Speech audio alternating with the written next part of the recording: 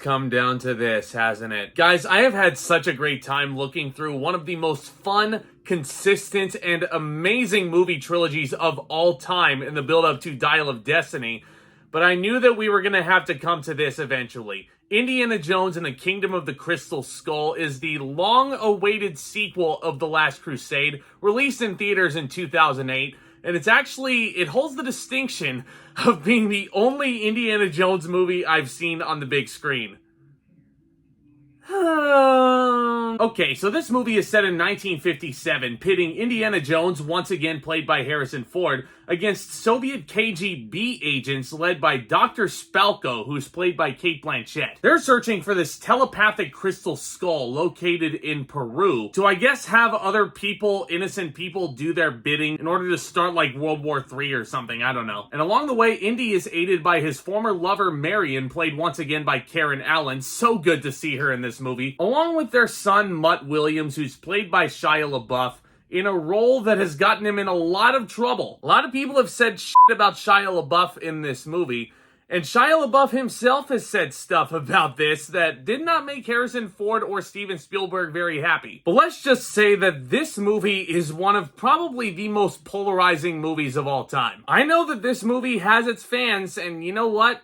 That's totally fine. I'll be honest, I'm not one of them. And I might be preaching to the choir when I say this, but Kingdom of the Crystal Skull is far and away the worst entry out of the four. Which is really odd, because all the actors that we have here are giving it their all. Harrison Ford was 64 years old when this movie was coming out, and the fact that he's still doing all his own stunts in this thing makes it all the more impressive. It's probably going to make Dial of Destiny all the more impressive now that he's in his 80s. And we have a solid cast in here. Cate Blanchett, even though I'm kind of indifferent towards the Spalko character as a villain, she doesn't really do all that much for me, she's fine in the movie. Karen Allen is a welcome addition after Sean Connery turned down a returning role, so they just killed off Dr. Henry Jones Sr. Oh, that makes me sad. We also have the late John Hurt in this movie as a dude who's completely lost his mind. You have Jim Broadbent as kind of your surrogate for Marcus Brody, as Denholm Elliott had tragically passed away 2 years after the release of Last Crusade. And damn it, say what you want about him, but Shia LaBeouf was giving this role his all. And there are some decent action sequences in here. I love the scene after Indy meets Mutt for the first time and the fight that breaks out in the bar. I also really dig that Spielberg's creepy crawly of the day for this Indiana Jones movie is fire ants. Just kind of adds a more lethal element to everything, which I feel like this movie desperately needed, because that brings me into my first of many issues with Kingdom of the Crystal Skull. It really just does not feel like there's a whole lot of stakes for Indy himself here. If you look back at the trilogy preceding it, Indy was in a tough spot time in and time out. There is not one sense of vulnerability for Indy himself. There are so many situations where he should be dead and crushed to smithereens, and yet he survives it. Case in point, the nuke the fridge scene. Oh, dear God, guys. The nuke the fridge scene. Now, the setup for nuke the fridge is actually pretty haunting if you look at it. Indy comes across this house. It's very 50s oriented. And I gotta give this movie credit where it's due. They really capture the time period of the 50s incredibly well, in my view. When a nuclear bomb goes off, Indy hides in a fridge. This fridge bounces up out of the house and careens down a hill at least 8 different times. And Indy comes out of there without a single scratch.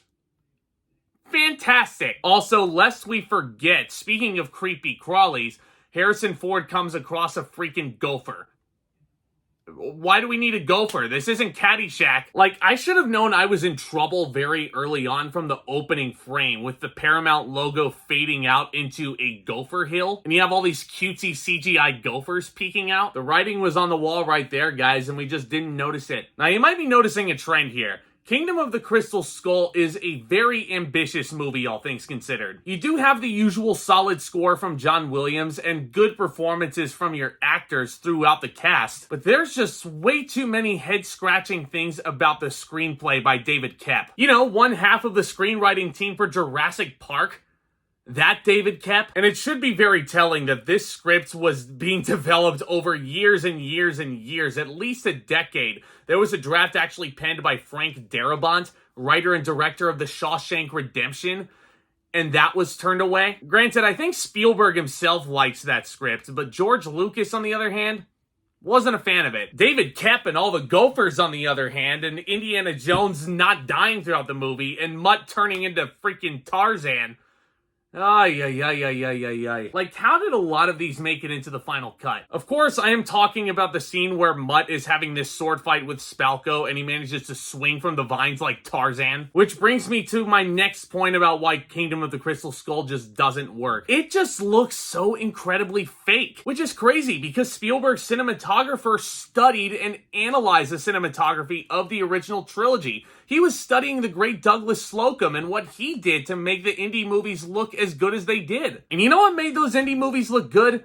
The fact that we really felt like we were in the action with the characters. It looked raw. It looked dirty. It looked grimy. The costumes didn't look like they just came out of the wash or anything. This, even though these characters are coming across fire ants and climbing up these various cliffs, and Indy surviving a nuke the fridge sequence, like, these costumes should not look clean every single scene. And this is a very bright looking movie also, which can work to a movie's advantage in some cases. Not if it's an adventure movie like Indiana Jones. It just makes the whole ordeal look incredibly fake. Which brings me to the dialogue as well. I mean, it's just, God, guys.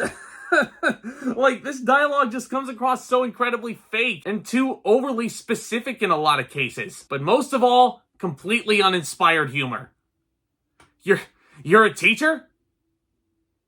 Part-time. Now where's my dad? Dad, save this movie. Now speaking of comedy, there's comedy that just feels uninspired, and there's comedy that's just very ill-timed. I mentioned that one of the storylines of this movie was Sean Connery's character, Indy's father, passing away. But they also have to write in that Marcus Brody has passed away since Denholm Elliott passed away in 1992. You remember that chase sequence I was talking about where Indy's climbing up on the motorcycle? It starts off in a bar and it's really exciting and actually really well filmed. Well, it ends with them decapitating the statue of Marcus Brody on Indy's campus.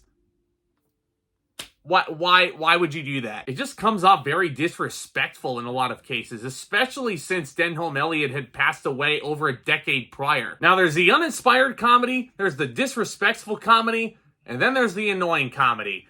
Q Mac, played by Ray Winstone. Probably the most wishy-washy character you will ever come across. And this is a character that the Kingdom of the Crystal Skull was a humongous fan of, unfortunately. Because this is a character that is completely dominated by greed. And whichever side of the conflict pays him the most money, that's the side he picks. And it really just makes you wonder why this character's in the movie. Now, if this was your replacement for Sala, like, Sala's a great character. And he's more of a side character, supporting Indy throughout his adventures and being the comic relief here and there. But Max in the whole movie, he's like third billing. And they really want you to care once this character is completely blown up by the end. Guys, I don't really know what else to tell you. All the stupidity the Kingdom of the Crystal Skull throws at you for 2 hours. Like I said, very ambitious movie and very ambitious script for what it's worth. But for what this movie could have been, God, missed potential and a half. I will give them credit that Indy and Marion getting hitched at the end, Indy finally settling down for a change, it's really nice, and it's a sweet little send-off. I don't know, man. I mean, it's not a send-off anymore since Dial of Destiny is coming out in, like, literally a couple of weeks at the time of filming. And I can only hope that that movie surpasses what this movie did. And I don't want to say it's the worst movie of all time or anything like that. This is not level of Dragon Ball Evolution at all. Like I said, it is pretty damn difficult for Steven Spielberg, the greatest of all time, to make a movie as horrible as that. But this just kind of goes to show you, he's not exactly a miracle worker, and not everybody is perfect. We're all human beings after all. And to think that he actually believes that Temple of Doom is worse than this. At least Temple of Doom is fun. I'm gonna give Kingdom of the Crystal Skull a C-. If you think this is a good movie, that is totally A-okay by me. But it's so frustrating thinking what this movie could have been. Again, mad respect to Harrison Ford for saving this movie from being a complete disaster, and all the other actors for that matter, throwing their complete, full, unadulterated effort. And I always tend to switch the channel anytime there's a network that puts on an Indiana Jones marathon. Once this movie turns on, click, I just turn it off. Because I do not want that that ugly brightness and the plastic crystal skull staring me in the face. Feel free to leave your thoughts on Kingdom of the Crystal Skull down in the comment section below. Did you guys think that this was a complete utter disaster, unlike myself? As always, I love discussing all things in movies and entertainment over here on the regular. If you guys are new to the channel, this is the place to be if you want to discuss all fun things in the movie world. So please do consider subscribing and please tap the like button on your way out. It really helps with the algorithm and helps continue to spread content like this to lovely viewers like you. But guys, that's it. All 4 Indiana Jones movies so far have been reviewed on the channel. And up next, all we have to do is wait for Dial of Destiny to hit theaters on June 30th. I cannot wait to view it the night before and talk about it with you guys. I am antsy for it. It's one of my most hyped movies of the year. It's the first movie that Steven Spielberg did not direct in this franchise. James Mangold is taking over those reins. More than capable hands, I will tell you that much. Love me some James Mangold. Stay tuned for that and much, much more, my friends. Y'all are the best. So with all that being said, back talk, commence.